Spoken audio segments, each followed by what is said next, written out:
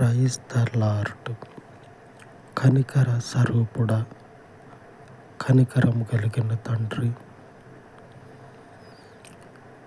బహుశ్రమలలో వేదన పడినటువంటి క్రీస్తు తన యందు తండ్రి నమ్మిక ఉంచినటువంటి శిష్యుల కొరకు ప్రార్థించినప్పుడు, తండ్రి నీ స్వాస్థ్యము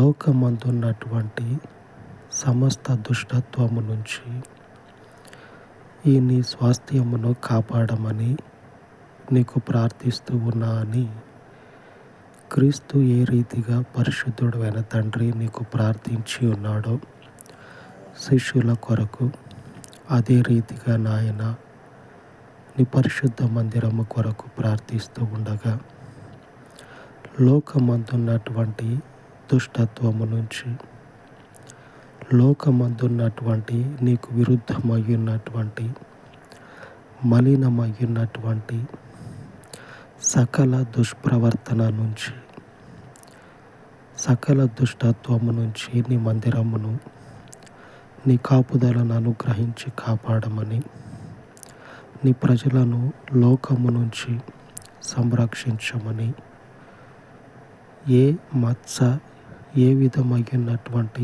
దుష్టత్వము లేని పవిత్రమైన ప్రజలుగా జీవించుటకు మీ సహకారమును నీ మందిరమునకు అనుగ్రహించండి.